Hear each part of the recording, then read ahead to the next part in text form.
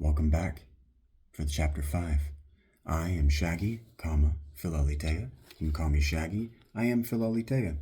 That means I'm a lover of truth. We're going to get to some of my favorite truths now. If you've watched any of my other work as Shaggy Dog Philosophy, the Shaggy Dog Philosopher, you may remember that I did a space and that a guy named @Kerm Life and I, D. Banyan, and I had a deep conversation about a particular extraterrestrial and a particular guy who got to meet him. If you didn't know what we were talking about, and you wanted to, now you get to.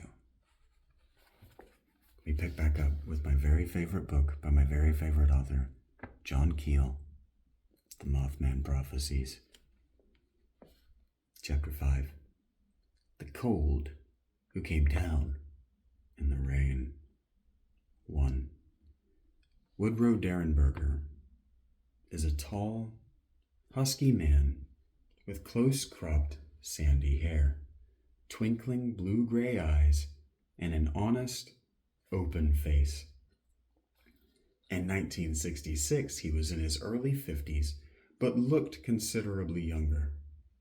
His life had been normal to the point of being mundane, a long succession of modest jobs, hard times, constant movement from one rented house to another, pursuing no particular ambition, surviving, feeding and clothing his attractive young wife and 2 children. Now he was working as a salesman for an appliance company and living in a simple 2-story farmhouse in Mineral Wells, West Virginia. It was a good time in his life. At 7 p.m.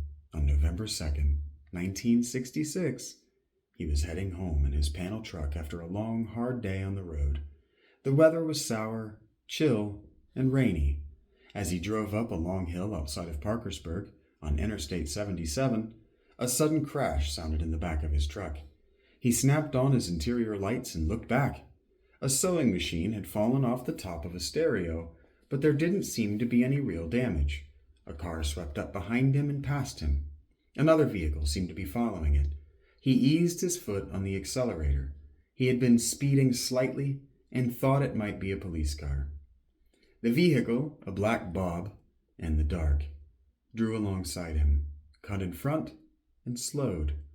Woody Derenberger gaped in amazement at the thing. It wasn't an automobile, but was shaped like an old-fashioned kerosene lamp chimney, flaring at both ends, narrowing down to a small neck, and then enlarging in a great bulge in the center.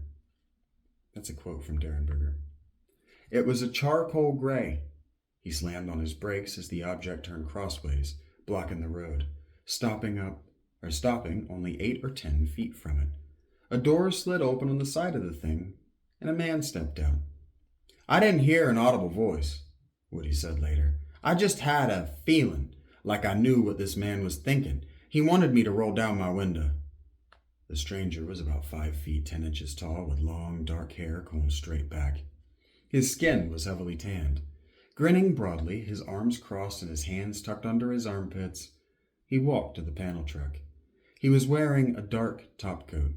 Underneath it, Woody could see some kind of garment made of glistening, greenish material, almost metallic in appearance.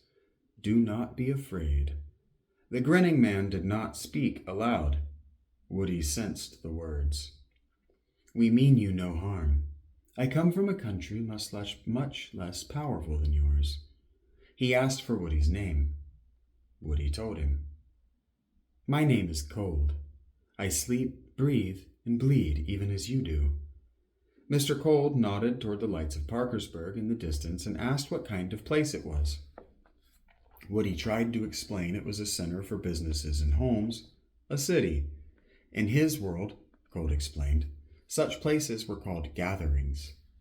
While this telepathic conversation was taking place, the chimney-shaped object ascended and hovered some 40 or 50 feet above the road. Other cars came along the road and passed them. Cold told Woody to report the encounter to the authorities, promising to come forward at a later date to confirm it. After a few minutes of aimless generalities, Cold announced he would meet Woody again soon.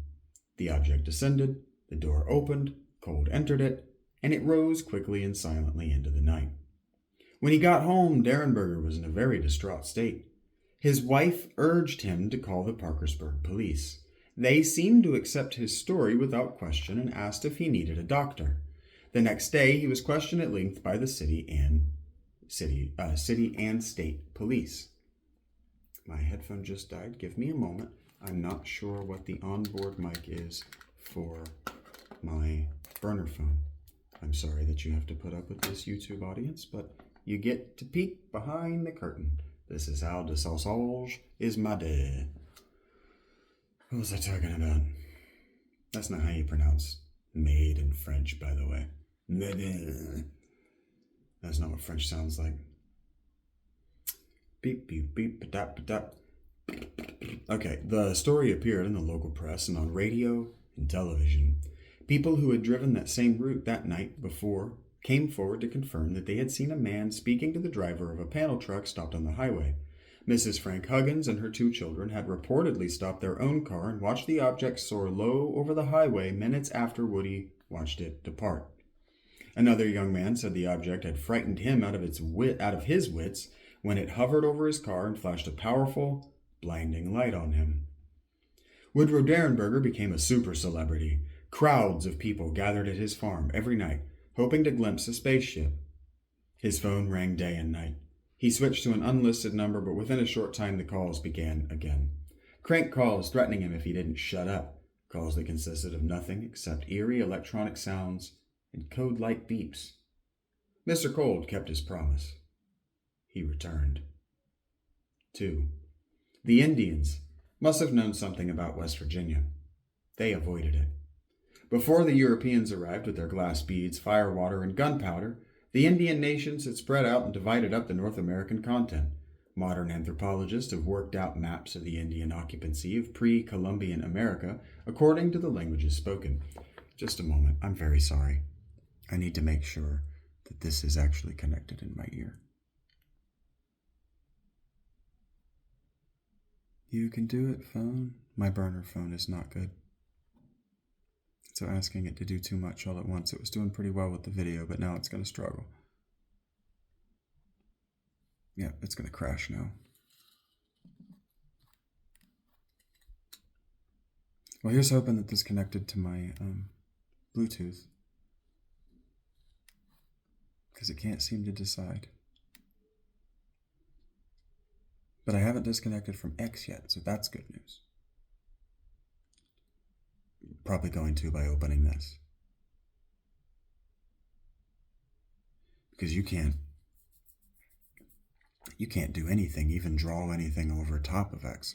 Maybe the problem with why like X Live won't keep my mic and my video open is I don't have X turned on to draw over it. I'm sorry I did this. Please forgive me, YouTube audience. I really am sorry that I made this choice. I didn't think it was going to be this bad. I just need to make sure that my Bluetooth is connected because I don't know what that mic sounds like, but I know what it sounds like with this.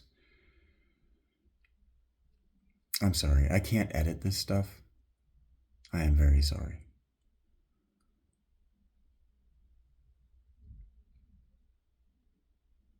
This is my favorite book, and this is one of my very favorite UFO stories. I came across the Mothman in a 5-hour documentary that used to be on Netflix. I made a mistake.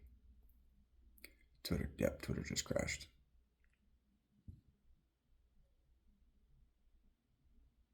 That's my fault.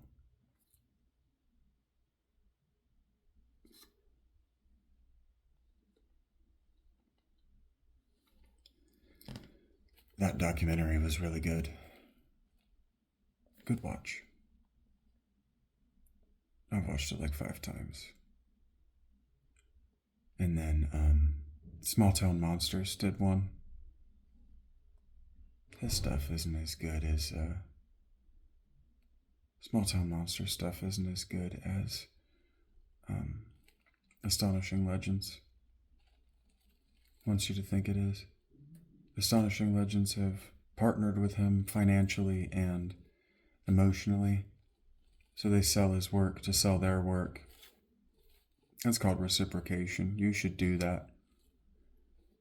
Like, if you sold my work, I would sell yours.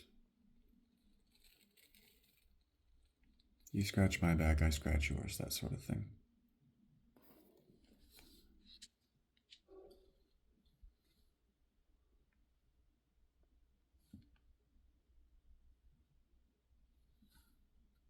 Man, my phone is... There it goes. Really struggling. I am very sorry, YouTube audience, that this happened. I'm very disappointed in myself. Twitter, if this hasn't crashed, that would be pretty sweet. Please don't have crashed. It have crashed. That's fine. It's an easy fix. It'll just take a second. I am sorry for this 2 minutes.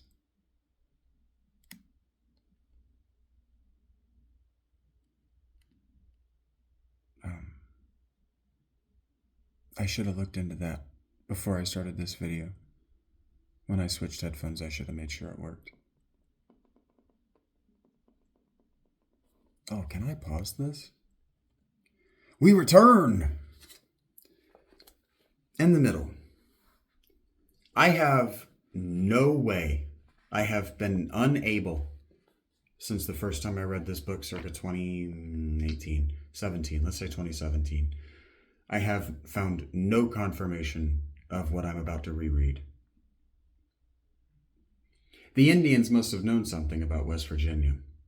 They avoided it. Before the Europeans arrived with their glass beads, firewater, and gunpowder, the Indian nations had spread out and divided up the North American continent.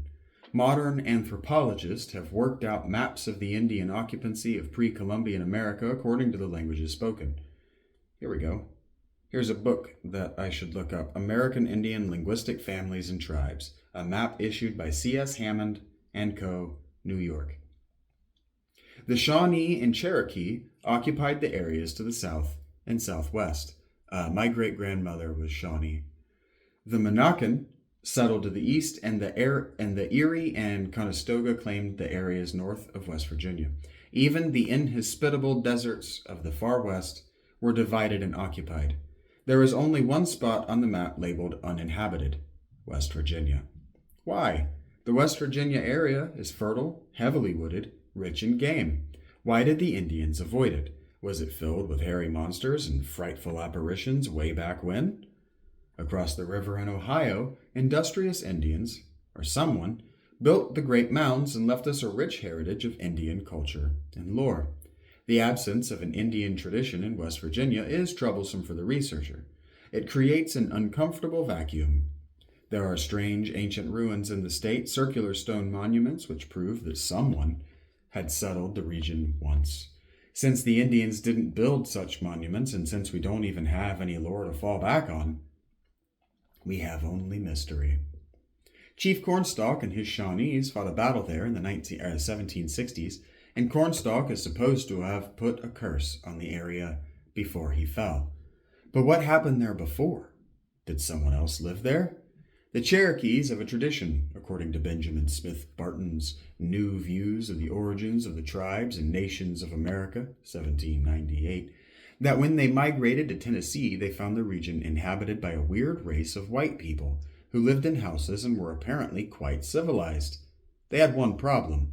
Their eyes were very large and sensitive to light. They could only see at night. The fierce Indians ran these moon-eyed people out. Did they move to West Virginia to escape their tormentors? There are still rumors of an oddball group of albino people in the back hills of Kentucky and Tennessee. But there are also myths and rumors of mysterious people living in the hills of New Jersey, 40 miles from Manhattan. Yeah, I don't know if I believe any of that. It's a good legend, but the Hellier guys chased that down for 2 seasons, and I didn't see anything convincing. Just a bunch of hocus pocus mind-body play. I didn't really see anything that proved to me that there are goblins or moon-eyed people in the hills of West Virginia. Just that maybe there's a blood cult happening there among the rich people. But that's just the kind of thing you claim because you know these people are shooting a documentary and you want FaceTime on a documentary so your podcast will explode. 3. The day before Woodrow Derenberger's unexpected meeting with Mr. Cold in the rain, a National Guardsman was working outside the National Guard Armory on the edge of Point Pleasant when he saw a figure perched on the limb of a tree beyond the high fence. At first, he thought it looked like a man in a brown suit. It was as large as a man, but after he studied it for a while, he decided it was some kind of bird, the biggest bird he had ever seen. He went to call some friends, and when they came, the bird was gone. 4. On November 4, Derenberger was riding with a coworker on Route 7, outside Parkersburg, when he felt a tingling sensation in his forehead. Then thoughts from Mr. Cold began to spring full-blown into his mind. Cold explained that he was from the planet of Lanulos, which was in the galaxy of Ganymede. Lanulos, he said, was very like the Earth, with flora, fauna, and seasons. He was married to a lady named Kimmy and had 2 sons. Folks on Lanulos had a life expectancy of 125 to 175 Earth years. Naturally, there was no war, poverty, hunger, or misery on Lanulos. When the transmission was completed, Cold urged Woody to brace himself because withdrawal would be painful. Woody felt a sharp pain in his temple and nearly passed out. 2 weeks later, though Woody wasn't aware of it at the time, 2 salesmen visited mineral wells and went from house to house with their wares. The live just busted. So, I can either do this with my big phone live, or I can do it with my good phone recorded. Eventually, somebody's going to have to communicate with me what works for you guys, what you're going to show up to, what you're going to listen to, or I just have to take my whole act to Twitch and start all the way over.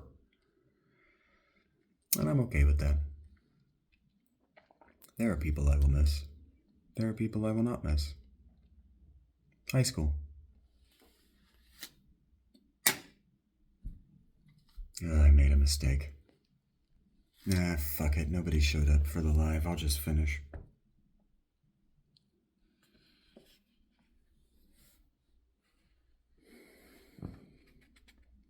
Two weeks later, though, Woody wasn't aware of it at the time. 2 salesmen visited mineral wells and went from house to house with their wares. They weren't very interested in making sales. At one house, they offered Bibles. At another, hardware. At a third, they were Mormon missionaries from Salem, Oregon. A UFO wave was taking place in Salem at the time. One man was tall, blonde, and looked like a Scandinavian. His partner was short and slight, with pointed features and a dark olive complexion. They asked questions about Woody and were particularly interested in opinions on the validity of his alleged contact. 5. Old bandit's gone, the 6-year-old boy said sadly. Mister, do you think you can bring him back? Gray Barker shifted his large frame uneasily. The boy's father, Newell Partridge, ordered the child off to bed. It's all so weird, Partridge complained. I just can't figure it out. Barker smiled understandingly. Ever since he had investigated the Flatwoods Monster back in 1952, he had been listening to weird stories. A pioneer ufologist, Gray had made many outstanding contributions to the subject. He had also managed to make himself a somewhat controversial character in a field riddled with controversies and characters. The die-hard fanatics who dominated Sauceriana during the early years were a humorless lot, and Gray's mischievous wit baffled and enraged them. At times it baffled me too. This towering bear of a man was very hard to read, but his investigations were always thorough and uncompromising. Now he was sitting in the home of Newell Partridge near Salem, West Virginia, talking about an errant television set and a missing dog. On the evening of November 14th, 1966, Bandit, a big muscular German shepherd, had dashed into the darkness and vanished. It was about 10:30 that night, and suddenly the TV blanked out, Partridge said. A real fine herringbone pattern appeared on the tube, and at the same time the set started a loud whining noise, whining up to a high pitch, breaking or peaking and breaking off, as if you were on a musical scale, and you went as high as you could and came back down and repeated it. It sounded like a generator winding up. It reminded me of a hand-filled generator that one might use for a portable radio transmission in an emergency. Outside on the porch, Bandit began wailing. Partridge picked up a flashlight and went outside to investigate. The dog was sitting on the end of the porch, howling down toward the hay barn in the bottom. Partridge continued. I shined the light in that direction and it picked up 2 red circles, or eyes, which looked like bicycle reflectors. Still, there was something about those eyes that's difficult to explain. When I was a kid, I night hunted all the time, and I certainly know what animals look like, such as coon, dog, cat eyes in the dark. These was much larger. For one thing, it's a good length of a football field to that hay barn. Probably about 150 yards. Still, them eyes showed up huge for that distance. As soon as the flashlight picked out the eyes, Bandit snarled and ran toward them. A cold chill swept over the man, and he felt a wave of fear which kept him from following the dog. That night, he slept with a loaded gun beside his bed. The next day, he went looking for the dog. I walked out to the barn looking for tracks. Here and there I could see Bandit's paw prints. These was rather easy to find, for he was a heavy dog, and the area was muddy. At the approximate position of the eyes, he found a large number of dog tracks. Those tracks was going in a circle, as if the dog had been chasing his tail, Partridge explained, though he never did that. And that was that. I couldn't see him go off anywhere, though I did see a series of fresh tracks which apparently led from the porch to the spot where he ran in circles. There were no other tracks of any kind. Bandit simply vanished into thin air. I think that the hardest thing to explain is the feeling involved, except to say it was an eerie feeling. I never had this sort of feeling before. It was as if you knew something was wrong, but couldn't place just what it was. Sudden fear, eerie feelings, something unnatural was stalking the hills of West Virginia that November. The fear would become contagious. Those frightening red eyes would settle in, Point Pleasant, while Mr. Cold and his crew of cosmic zanies would spread their propaganda in Mineral Wells, forsaking their flying lantern chimney for a black Volkswagen. And that was Chapter 5. Thank you for listening.